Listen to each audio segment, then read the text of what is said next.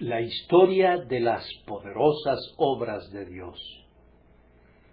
Oh Dios, con nuestros oídos hemos oído, nuestros padres nos han contado la obra que hiciste en sus días, en los tiempos antiguos. Salmo 44:1. Tal vez no haya historias que recordemos más durante tanto tiempo que las que oímos en nuestra niñez, que aquellos cuentos que nuestros padres nos contaron y que también escuchamos en nuestras guarderías infantiles. Es triste pensar que muchas de esas historias son vanas y vacías, de manera que desde la más tierna infancia las fábulas tiñeron nuestras mentes.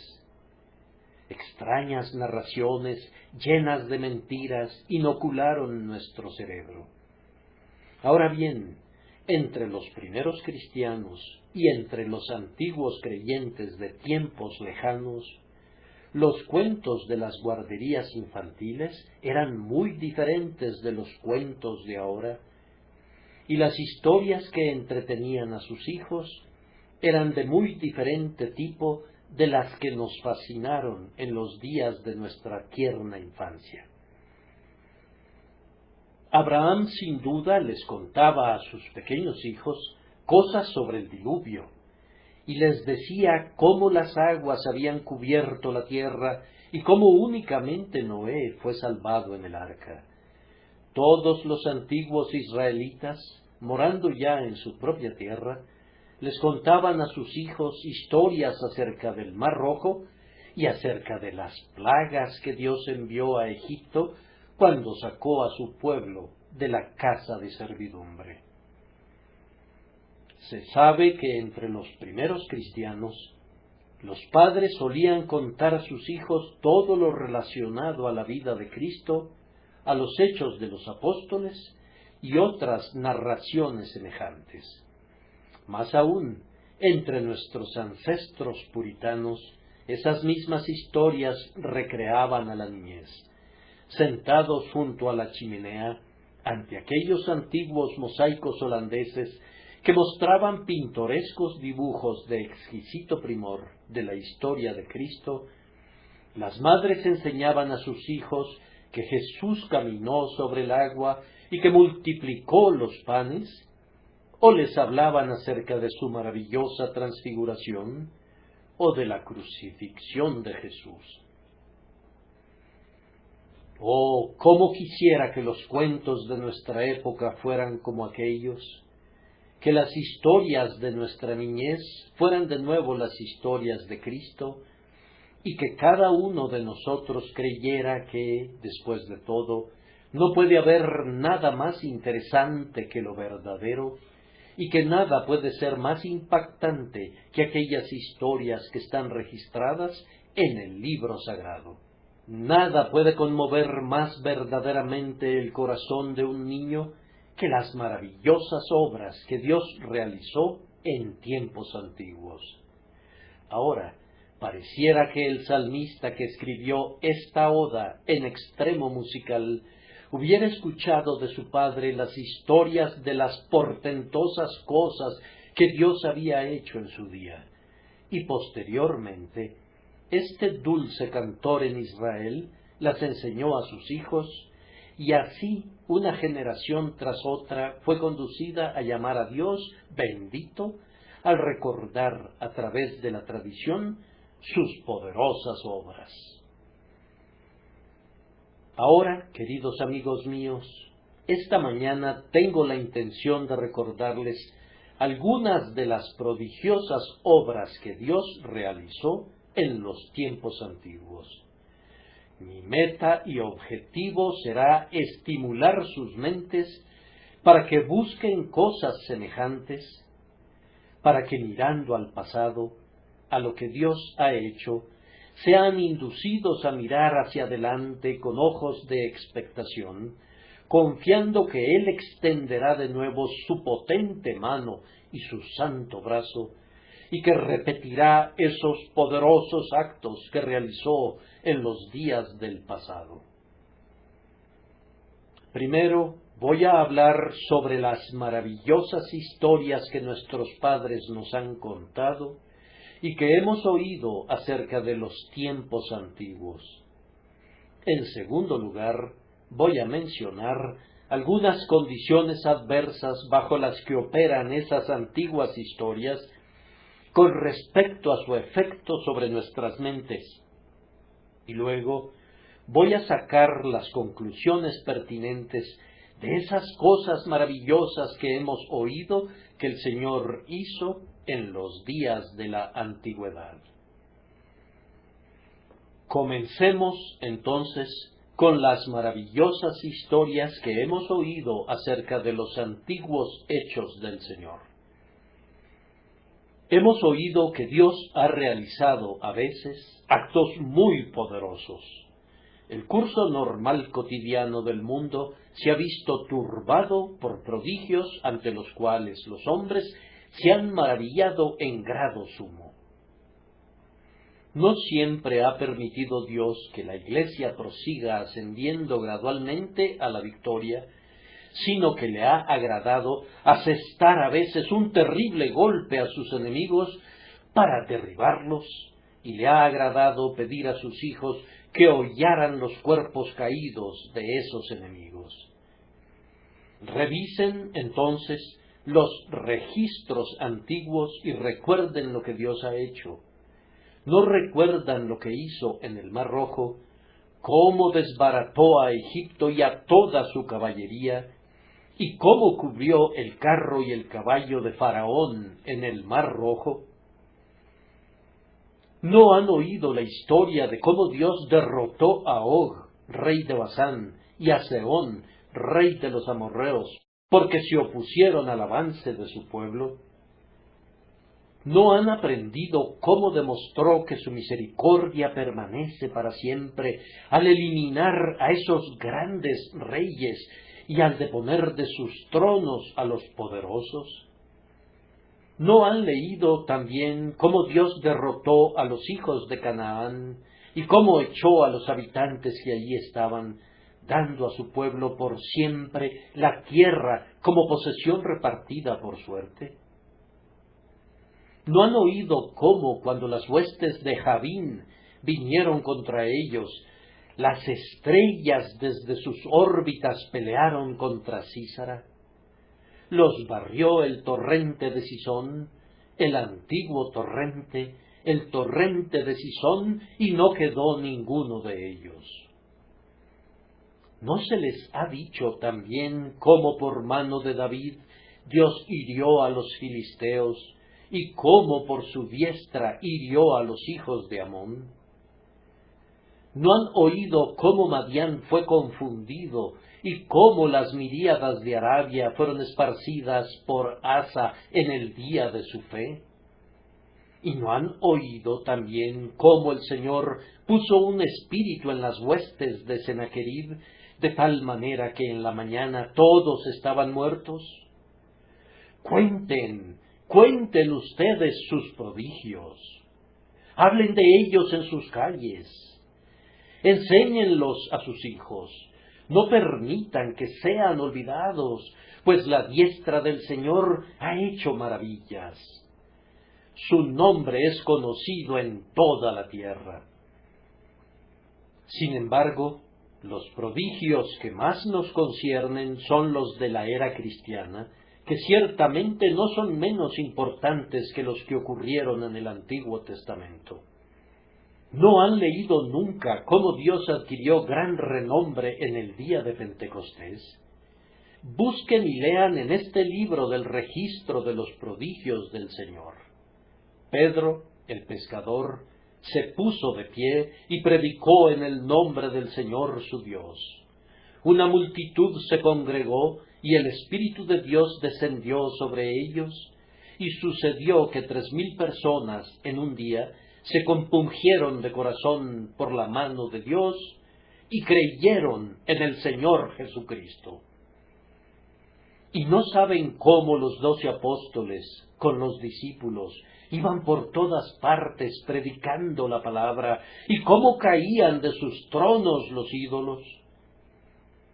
Las ciudades abrían sus puertas de par en par, y los mensajeros de Cristo caminaban a través de las calles y predicaban.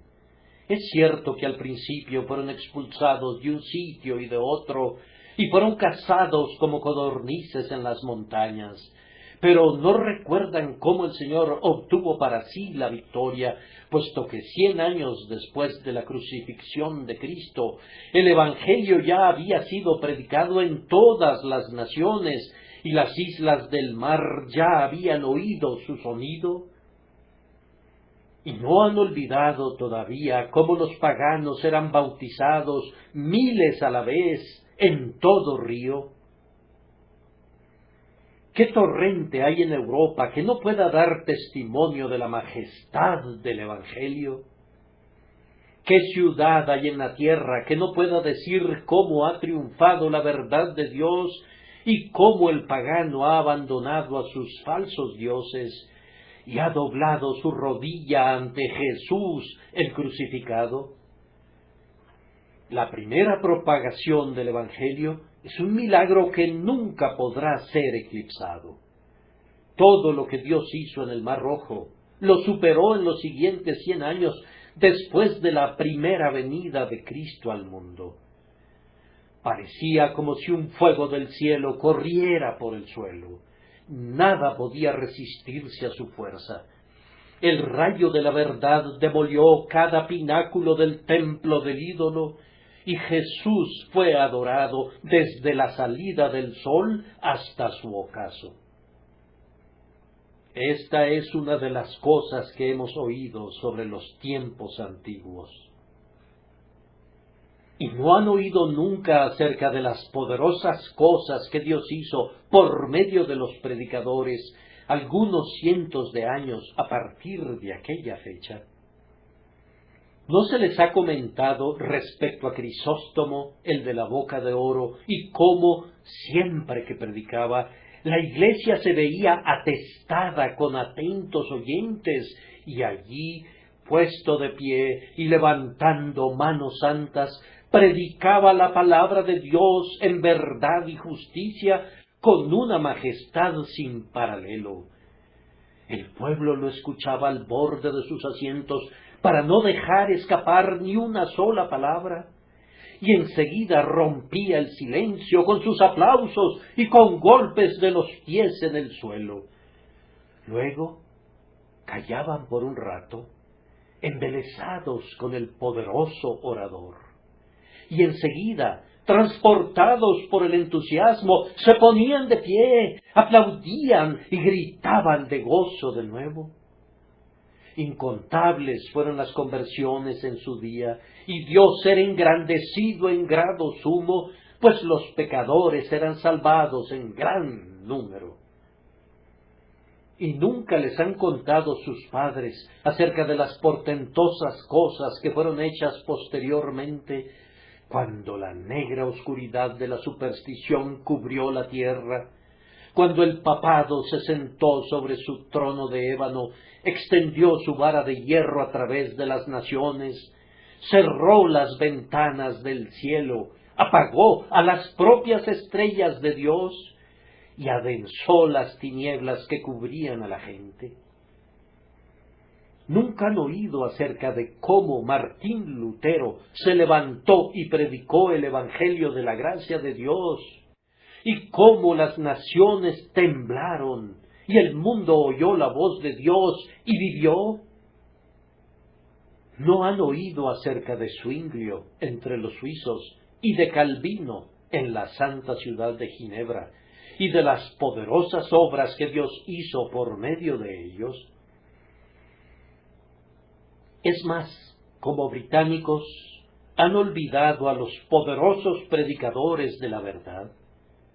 Han cesado de zumbarles sus oídos con la prodigiosa historia de los predicadores que Wycliffe enviaba a cada mercado y a cada aldea de Inglaterra para predicar el Evangelio de Dios. Oh, ¿no nos narra la historia que aquellos hombres eran como tizones en medio de la paja seca, que su voz era como el rugido de un león, y su salida como la acometida de un leoncillo. Su gloria era como el primer nacido de novillo. Empujaron a la nación delante de ellos, y en cuanto a los enemigos, decían: «¡Destruye!».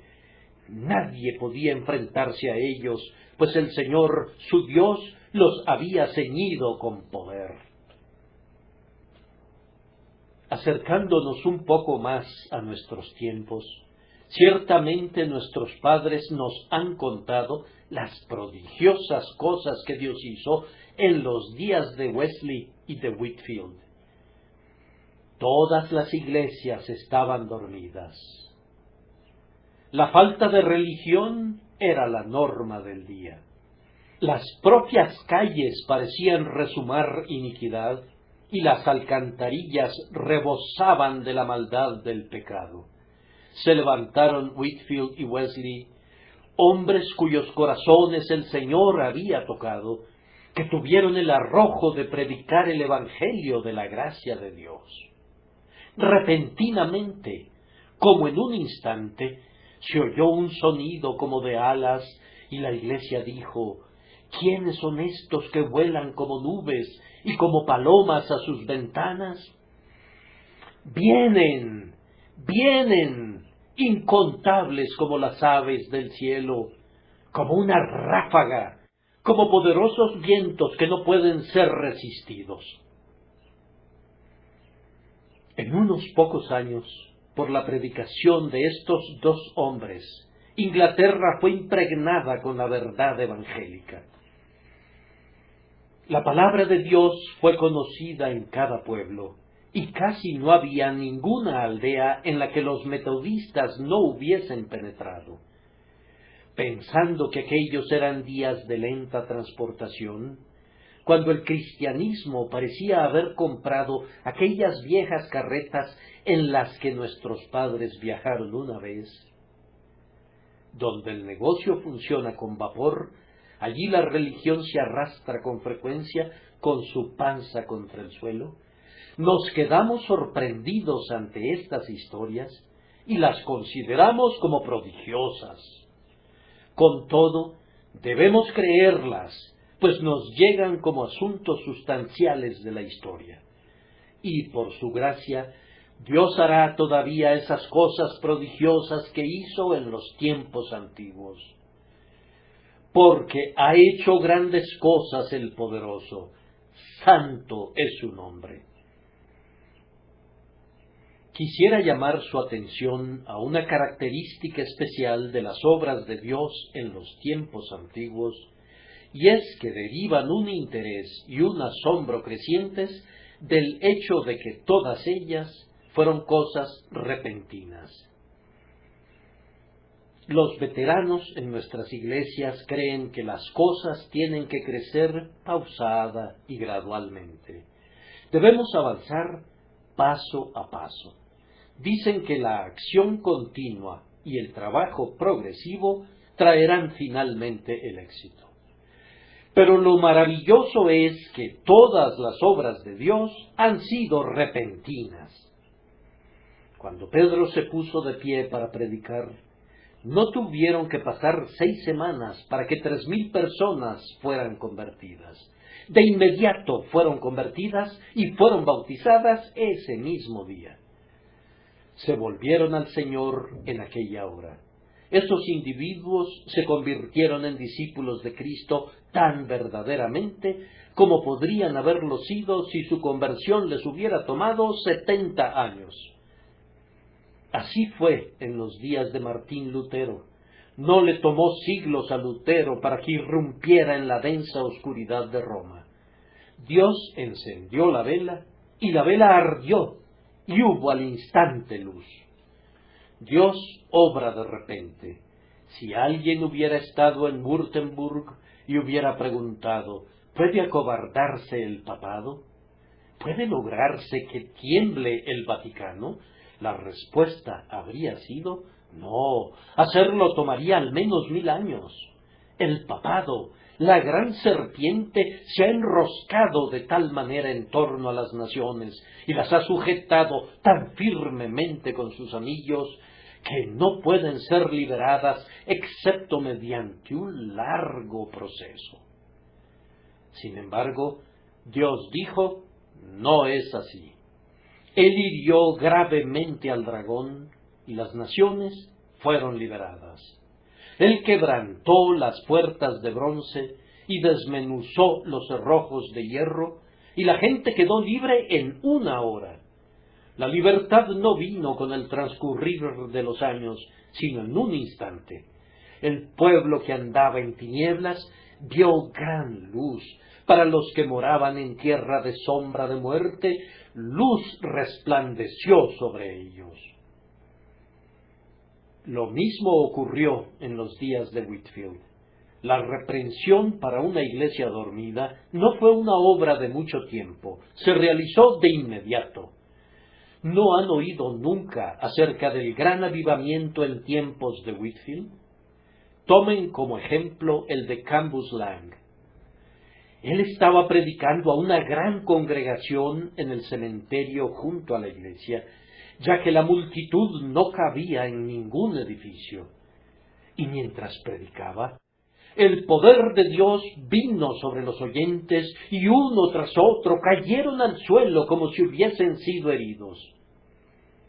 Y se estimó que no menos de 3,000 personas lanzaron un grito al unísono bajo una convicción de pecado.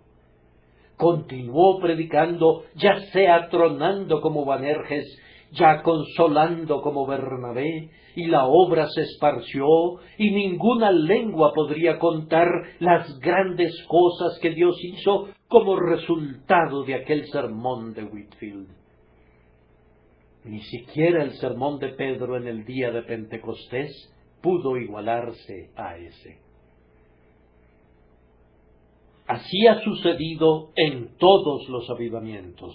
La obra de Dios ha sido realizada repentinamente.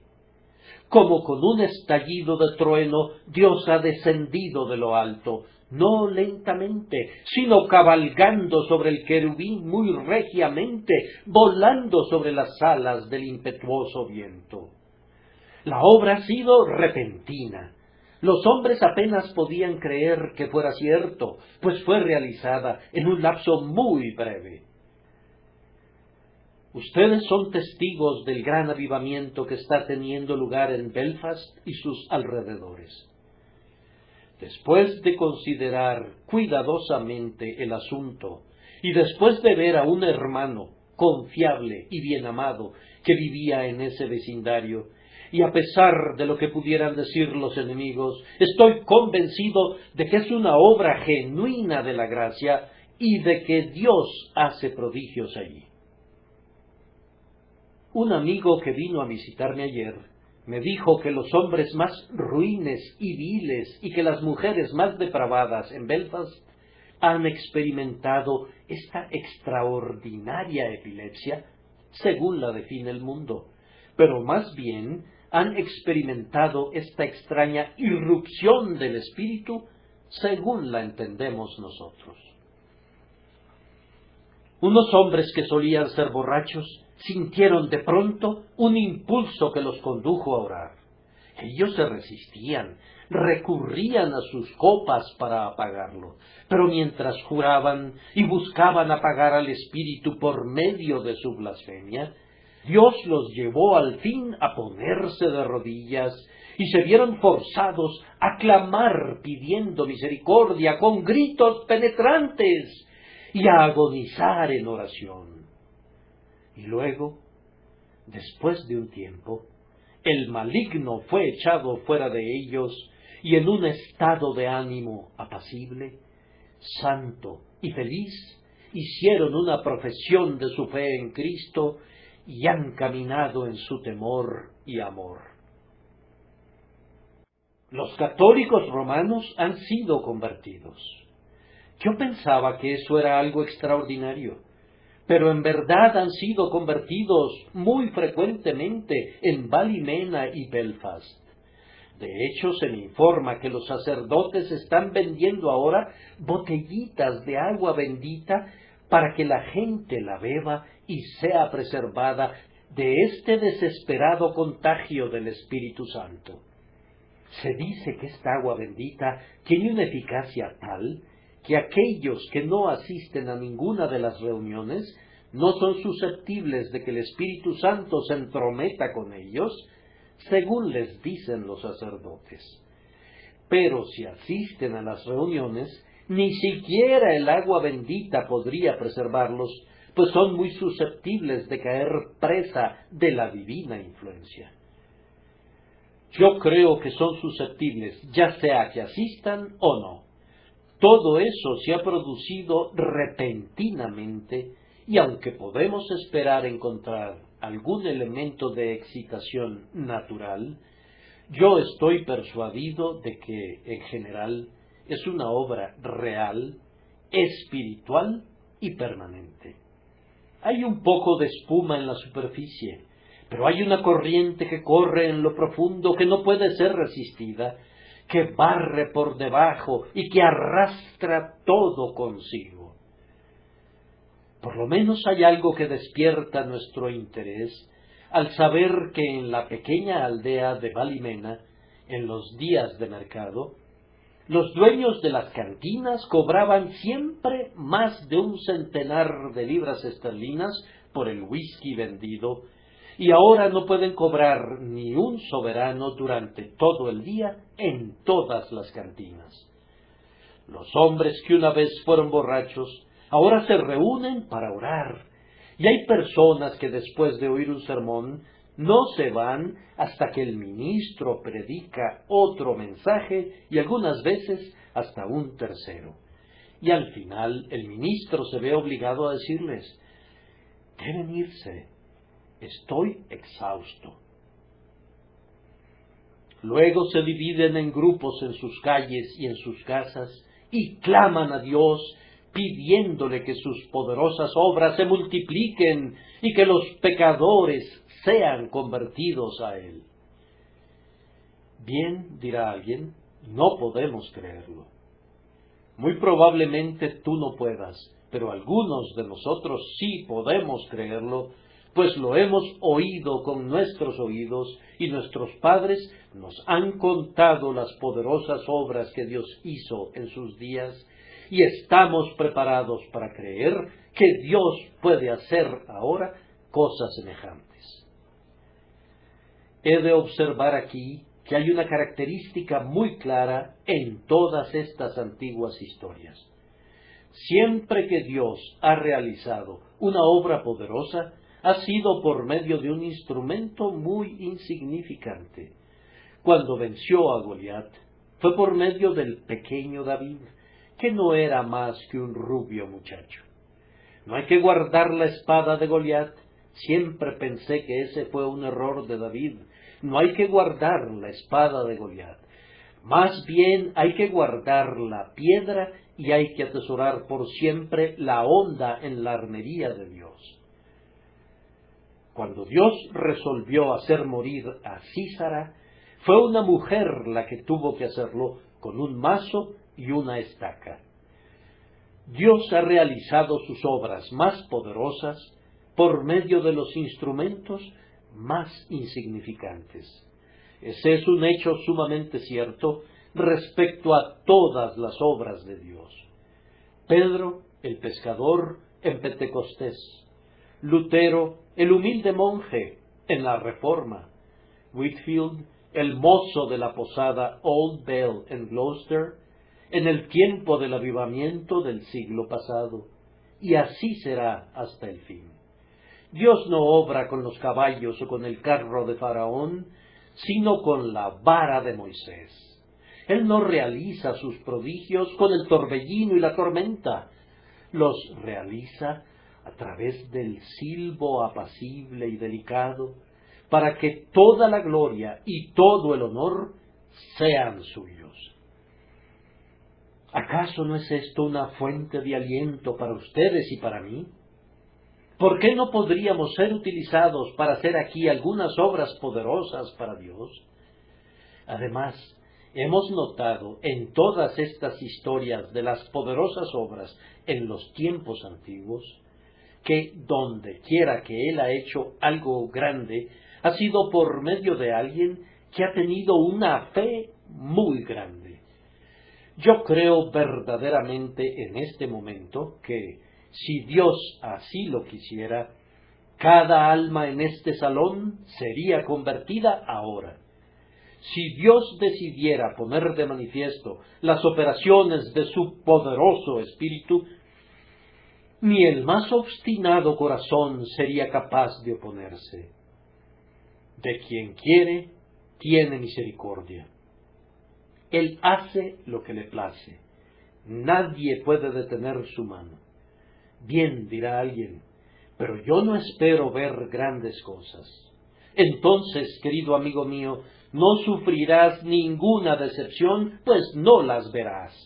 Pero quienes las esperan, las verán. Los hombres de gran fe hacen grandes cosas. Fue la fe de Elías la que mató a los sacerdotes de Baal. Si hubiera tenido la misma fe pequeña que algunos de ustedes tienen, los sacerdotes de Baal hubieran gobernado todavía al pueblo y nunca hubieran perecido a espada. Fue la fe de Elías la que lo indujo a decir: si Jehová es Dios, seguidle. Y también dice: escojan un buey y córtenlo en pedazos y pónganlo sobre leña, pero no pongan fuego debajo. Invocad luego vosotros el nombre de vuestros dioses, y yo invocaré el nombre de Jehová. Fue su noble fe la que lo indujo a decir: prended a los profetas de Baal, para que no escape ninguno. Y los llevó al arroyo de Sisón, y allí los degolló como un holocausto para Dios. El nombre de Dios fue muy engrandecido, porque la fe en Dios de Elías era muy poderosa y heroica. Cuando el Papa envió su bula a Lutero, Lutero la quemó. Puesto en pie en medio de la multitud, con el flamante documento en su mano, dijo: vean esto, es la bula papal. ¿Qué le importaba a él que todos los papas estuvieran dentro o fuera del infierno? Y cuando fue a Worms para comparecer en la gran dieta, sus seguidores le dijeron: corres peligro, no vayas. No, respondió Lutero, aunque hubiera tantos demonios en Worms como el número de tejas que hay sobre los techos de las casas, no temería. Yo iré. Y fue a Worms confiado en el Señor, su Dios. Lo mismo sucedió con Whitefield. Él creía y esperaba que Dios hiciera grandes cosas. Cuando subía a su púlpito, creía que Dios bendeciría al pueblo, y Dios lo hacía. Una fe pequeña puede hacer cosas pequeñas, pero una fe grande es honrada grandemente. Oh Dios, nuestros padres nos han dicho que siempre que tuvieron una gran fe, tú siempre la honraste, haciendo obras poderosas. No voy a retenerlos más en este punto, excepto para hacer una observación. Todas las obras poderosas de Dios han ido acompañadas de mucha oración y también de gran fe. ¿No han oído jamás cómo empezó el gran avivamiento americano?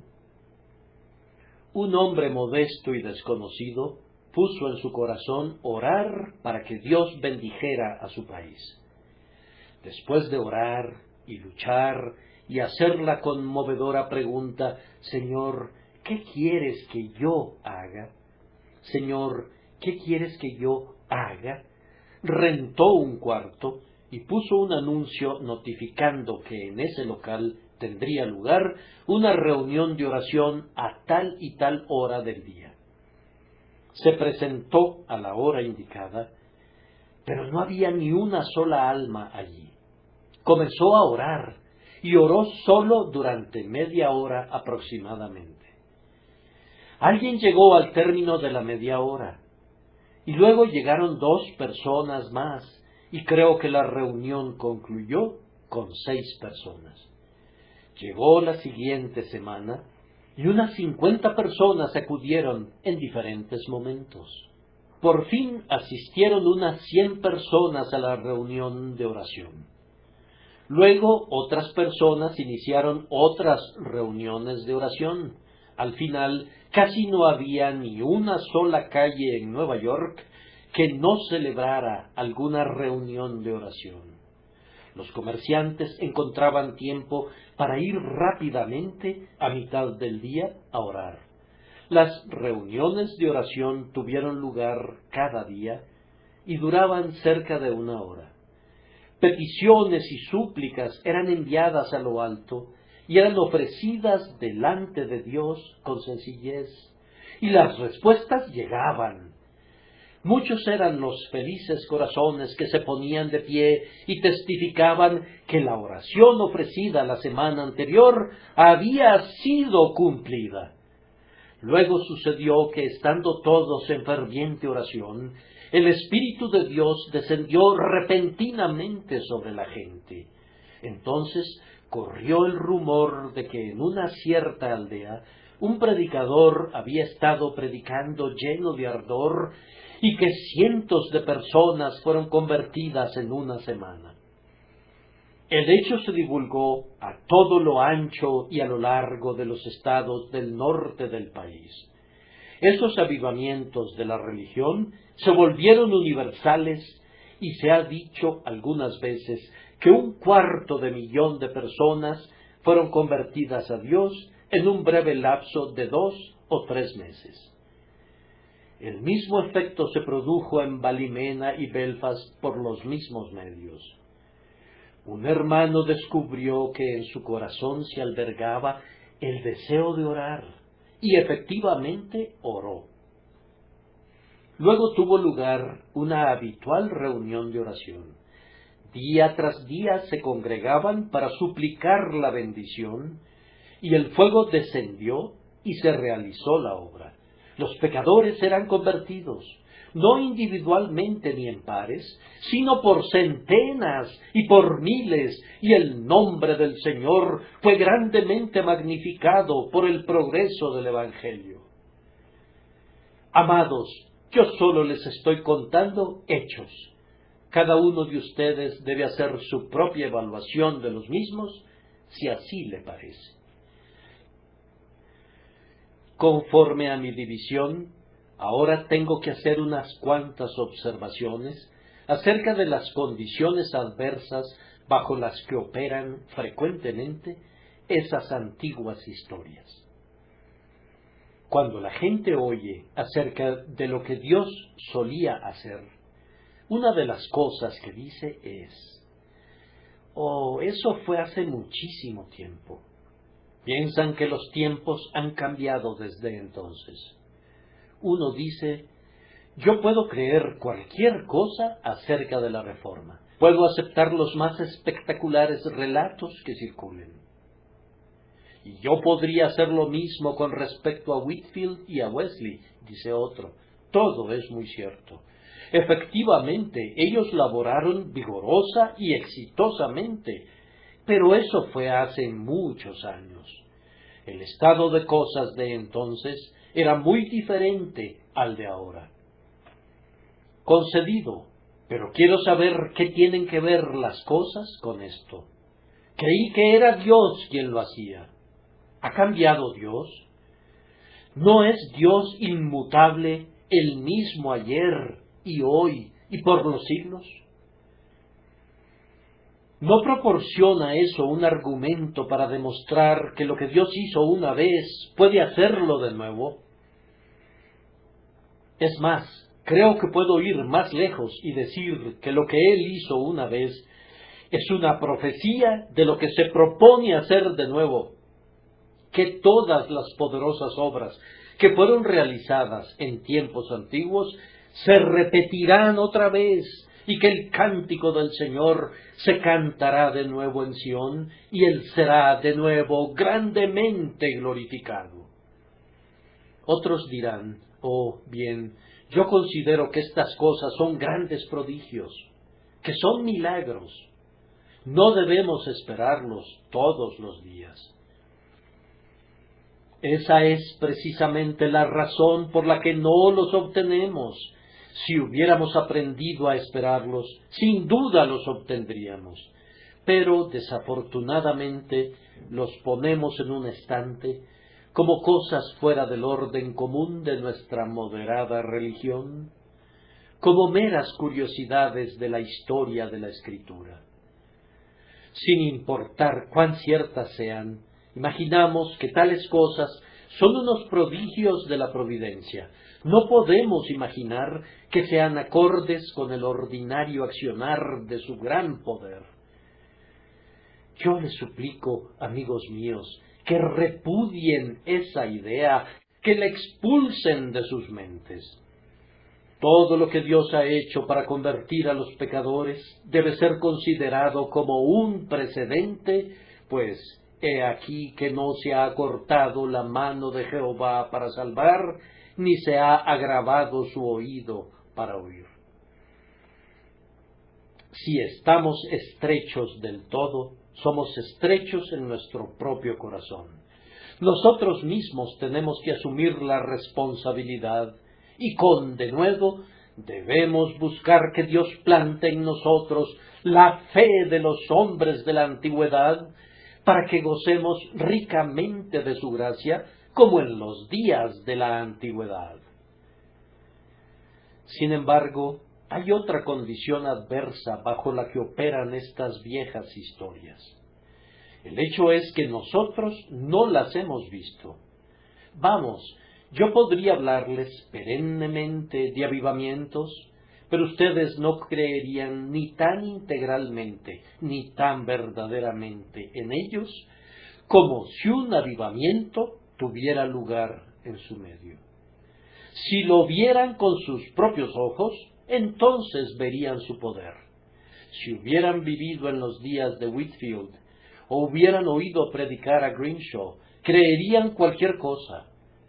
Grimshaw predicaba hasta 24 veces a la semana. Predicaba muchas veces en el transcurso de un bochornoso día, transportándose de un lugar a otro en su caballo. Ese hombre en verdad predicaba. Parecía como si el cielo descendiera a la tierra para escucharlo. Hablaba con un denuedo real, con todo el fuego del celo que pudiera arder en un pecho mortal, y la gente temblaba mientras lo escuchaba y decía, ciertamente, esta es la voz de Dios. Lo mismo sucedía con Whitefield. La gente se mecía de un lado a otro mientras él hablaba, tal como el campo sembrado se mece con el viento. Tan poderosa era la energía de Dios después de oír un sermón así, que los hombres con el corazón más empedernido salían y decían, debe de haber algo en él, nunca oí nada semejante. ¿No pueden percibir estas cosas como hechos literales? ¿No se yerguen en toda su brillantez ante sus ojos? Entonces yo pienso que las historias que han oído con sus oídos deberían tener un efecto apropiado y verdadero en sus propias vidas. Esto me lleva, en tercer lugar, a las conclusiones apropiadas que han de extraerse de las antiguas historias de las poderosas obras de Dios. Quisiera poder hablar con el mismo fervor que tenían algunos de esos hombres cuyos nombres he mencionado. Oren por mí, para que el Espíritu de Dios descanse sobre mí y pueda argumentar con todo mi poder con ustedes durante un rato, intentando exhortarlos y animarlos para que experimenten un avivamiento semejante en su medio. Mis queridos amigos, el primer efecto que la lectura de la historia de las poderosas obras de Dios debería tener en nosotros es el de producir gratitud y alabanza. ¿No encontramos ningún tema que inspire hoy nuestro cantar? Cantemos entonces sobre los días de la antigüedad. Si no podemos cantarle a nuestro bienamado un cántico relativo a lo que está haciendo en nuestro medio, descolguemos nuestras arpas de los sauces y cantemos un cántico antiguo y bendigamos y alabemos su santo nombre por las cosas que él hizo a su iglesia en la antigüedad, por los prodigios que obró en Egipto y en todas las tierras por las que condujo a su pueblo y de las que lo sacó con mano fuerte y brazo extendido. Cuando hayamos comenzado a alabar a Dios por todo lo que ha hecho, pienso que puedo aventurarme a garantizarles otro grandioso día. Lo que Dios ha hecho debe sugerirles una oración pidiéndole que se digne repetir unas señales y unos prodigios semejantes en medio de nosotros. Oh varones hermanos, ¿qué no sentiría mi corazón si pudiera creer que algunos de ustedes van a regresar a casa y van a orar pidiendo que haya un avivamiento de la religión? Que fueran hombres con una fe lo suficientemente grande y con un amor lo suficientemente ardiente que los conduzcan a partir de ahora a efectuar intercesiones incesantes para que Dios se digne aparecer entre nosotros y se digne hacer prodigios aquí como en los tiempos de antiguas generaciones. Vamos, miren que en esta asamblea reunida hoy aquí hay muchos candidatos para nuestra compasión. Mirando en torno nuestro, observo a ciertas personas cuyas historias pudiera conocer. Pero ¿cuántos no hay que son todavía inconversos, seres que han temblado y que saben que lo han hecho, pero que se han despojado de sus miedos y una vez más retan a su destino, resueltos a ser suicidas para con sus propias almas, despreciando esa gracia que una vez parecía luchar en sus corazones? Se están alejando de las puertas del cielo y van corriendo a toda prisa a las puertas del infierno. ¿Y tú no extenderás tus manos a Dios para que los detenga en su desesperada determinación? Si en esta congregación no hubiera más que una persona inconversa, y yo pudiera identificarla y decir, hela allí, un alma que no ha sentido nunca el amor de Dios y que no ha sido llevada nunca al arrepentimiento, ¿con qué ansiosa curiosidad la mirarían todos los ojos? Pienso que de los miles de cristianos que están presentes, no hay ni uno solo que rehusaría ir a casa y orar por esa solitaria alma inconversa. Pero, oh hermanos míos, no es solamente un alma la que está en riesgo de ir al fuego del infierno. Aquí hay cientos y miles de nuestros semejantes en esa misma condición.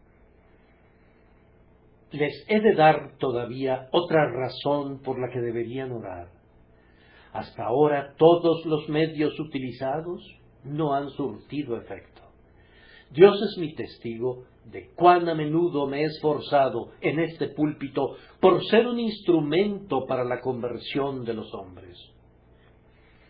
He predicado de todo corazón. No podría decir más de lo que he dicho y espero que la privacidad de mi aposento me sirva de testigo del hecho de que no ceso de sentir cuando ceso de hablar. Antes bien, tengo un corazón para orar por aquellos que no son afectados nunca o que, si se ven afectados, apagan pese a todo al Espíritu de Dios. Queridos oyentes, he hecho lo más que he podido. ¿No vendrán al socorro de Jehová contra los fuertes? ¿No han de lograr sus oraciones lo que mi predicación no puede lograr? Helos ahí, los encomiendo a ustedes, hombres y mujeres cuyos corazones se niegan a derretirse, cuyas contumaces rodillas no se quieren doblar. Yo se los entrego a ustedes para que oren por ellos. Presenten sus casos cuando estén de rodillas delante de Dios. Esposa, nunca ceses de orar por tu esposo inconverso. Esposo, nunca detengas tu suplicación mientras no veas convertida a tu esposa. Y, oh padres y madres, ¿no tienen ustedes hijos inconversos? ¿No los han traído aquí domingo tras domingo, aunque siguen siendo lo mismo que han sido? Los han enviado primero a una capilla y luego a otra, pero son tal como eran. La ira de Dios permanece sobre ellos. Han de morir, y si murieran ahora, ustedes están conscientes con absoluta certeza de que las llamas del infierno los envolverán. ¿Y se niegan ustedes a orar por ellos? ¿Tendrían corazones empedernidos? ¿Tendrían almas embrutecidas si, conociendo ustedes mismos a Cristo, no oraran por quienes han salido de sus propios lomos, por sus hijos según la carne? Queridos amigos, no sabemos lo que Dios haría por nosotros si oráramos pidiendo una bendición. Consideren el movimiento que ya hemos visto. Nos consta que en Exeter Hall, en la Catedral de San Pablo y en la Abadía de Westminster, la gente se ha apretujado hasta en las puertas, pero no hemos visto ningún efecto de todas esas poderosas reuniones todavía. ¿No será que hemos intentado predicar sin haber intentado orar? ¿No es probable que la Iglesia haya estado extendiendo su mano que predica, pero no su mano que suplica? Oh, queridos amigos, si agonizamos en oración, sucederá que este Music Hall será testigo de los suspiros y de los gemidos de los penitentes y de los cánticos de los convertidos. Sucederá que esta gran muchedumbre no vendrá y se irá como lo hace ahora, sin ser nada mejor.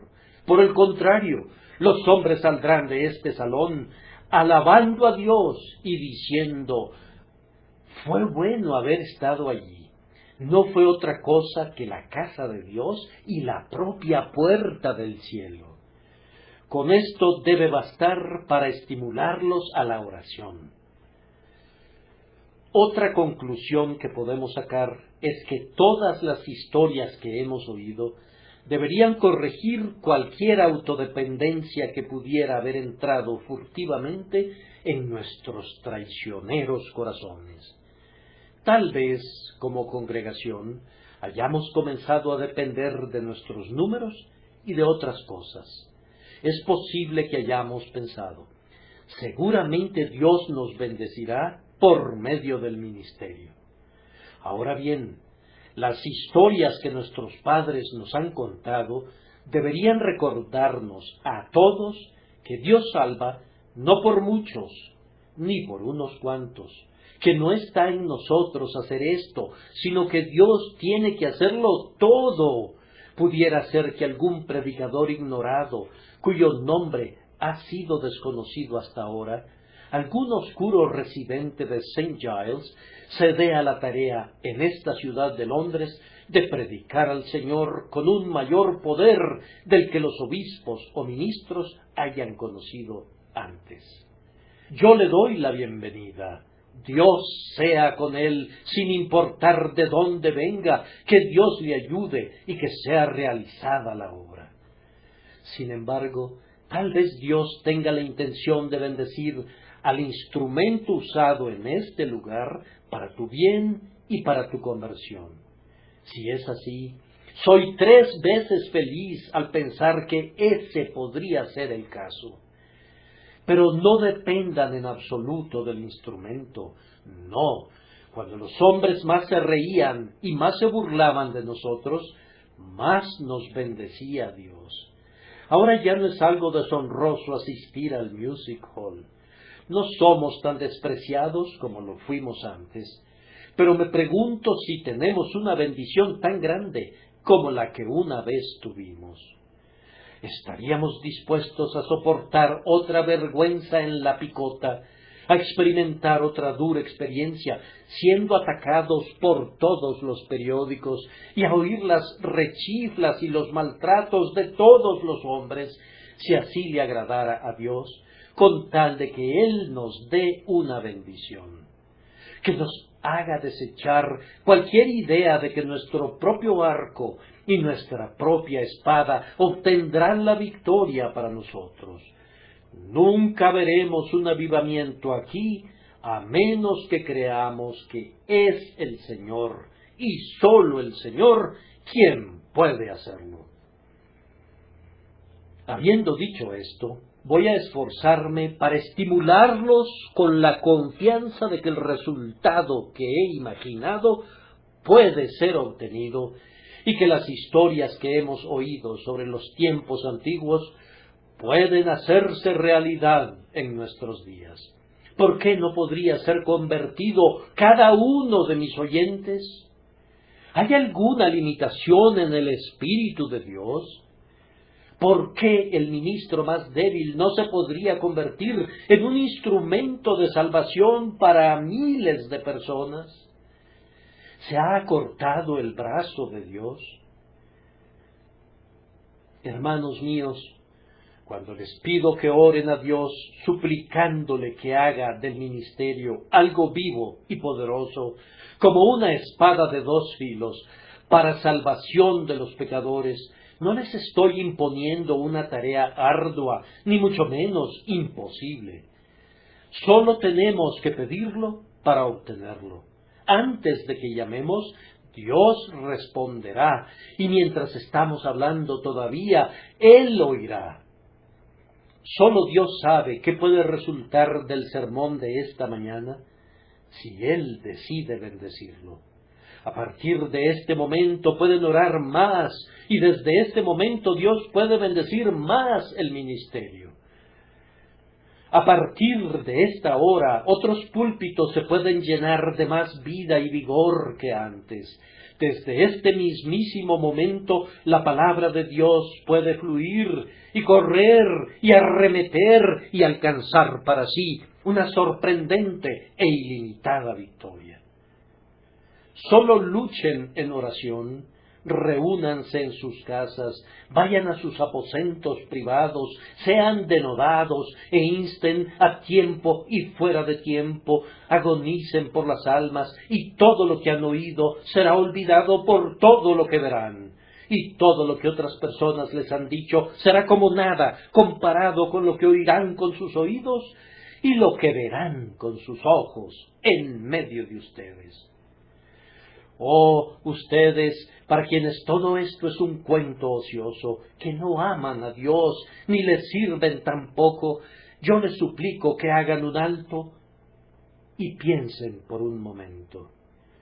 Oh, Espíritu de Dios, bendice a tu siervo mientras expresa algunas frases y haz que sean poderosas. Dios ha contendido con algunos de ustedes. Han tenido sus tiempos de convicción. Tal vez ahora están tratando de ser infieles. Están intentando decir ahora, no hay infierno, no hay un más allá. Eso no funcionará. Ustedes saben que hay un infierno, y ni toda la risa de quienes buscan arruinar a sus almas podría hacerlos creer que no lo hay. Algunas veces intentan pensar que no lo hay, pero ustedes saben que Dios es veraz. Yo no discuto con ustedes ahora. La conciencia les dice que Dios los castigará por el pecado. Pueden estar seguros de que no encontrarán ninguna felicidad tratando de ahogar al Espíritu de Dios. Apagar los pensamientos que los conducirían a Cristo no es la senda a la bienaventuranza. Yo les suplico que no detengan el brazo de Dios, no sigan resistiendo a su Espíritu. Doblen la rodilla y aférrense a Cristo y crean en Él. Todavía sucederá lo mismo. Dios, el Espíritu Santo, los salvará, Yo confío verdaderamente que en respuesta a las muchas oraciones, Él tiene todavía la intención de salvarlos. Cedan ahora, pero recuerden que si tienen éxito en apagar al espíritu, su éxito será el desastre más terrible que jamás pudiera ocurrirles, pues si el espíritu los abandonara, estarían perdidos. Pudiera ser que esta fuera la última advertencia que reciban, la convicción que ahora están tratando de aplacar y de ahogar, pudiera ser la última que tendrán jamás, y el ángel que sostiene el sello negro y la cera puede andar rondando para sellar su destino y decir: déjenlo solo, él elige la borrachera, elige la lujuria, que disfrute de esas cosas y que coseche la paga en los fuegos eternos del infierno. Pecadores, crean en el Señor Jesús, arrepiéntanse y conviértanse cada uno de ustedes. Me atrevo a decir lo que Pedro dijo: rompiendo todos los lazos de todo tipo que pudieran cerrar mis labios, yo los exhorto en el nombre de Dios a que se arrepientan y escapen de la condenación. En unos cuantos meses o años sabrán lo que significa la condenación, a menos que se arrepientan. Oh, vuelen a Cristo mientras la lámpara esté viva y arda, y mientras la misericordia sea predicada todavía para ustedes. La gracia es presentada todavía. Acepten a Cristo, no le resistan más, acudan a Él ahora. Las puertas de la misericordia están abiertas de par en par hoy. Ven ahora, pobre pecador, para que tus pecados te sean perdonados. Cuando los antiguos romanos atacaban una ciudad, era su costumbre izar en la puerta una bandera blanca, y si la guarnición militar se rendía mientras la bandera blanca ondeaba ahí, salvaban sus vidas. Una vez que se izaba la bandera negra, todo hombre era pasado por espada. La bandera blanca está izada hoy. Tal vez mañana la bandera negra será elevada sobre el poste de la ley, y entonces no hay arrepentimiento o salvación ni en este mundo ni en el venidero. Un antiguo conquistador oriental, cuando llegaba a una ciudad, solía encender un brasero de carbones y alzándolo sobre un palo proclamaba, al sonido de la trompeta, que si se rendían mientras el fuego estuviera vivo y ardiera, tendría misericordia de ellos, pero cuando los carbones se apagaran, él invadiría la ciudad, derribaría cada una de sus piedras, la sembraría de sal y mataría sangrientamente a los hombres, las mujeres y los niños. Hoy, los truenos de Dios los invitan a recibir una advertencia parecida. Allí está su luz, la lámpara y el brasero de carbones ardientes. Año tras año el fuego se va apagando, pero queda el carbón. Aún ahora el viento de la muerte está tratando de apagar el último carbón que sobrevive. Oh pecador, vuélvete mientras la lámpara continúa ardiendo. Arrepiéntete ahora, pues cuando el último carbón esté apagado, tu arrepentimiento no te servirá de nada. Tus gritos perennes en el tormento no podrán conmover al corazón de Dios. Tus gemidos y tus lágrimas salobres no podrán moverle a tener piedad de ti. Si oyereis hoy su voz, no endurezcáis vuestros corazones como en la provocación. Oh, aférrense a Cristo hoy, honrad al Hijo, para que no se enoje y perezcáis en el camino, pues se inflama de pronto su ira. bienaventurados todos los que en Él confían.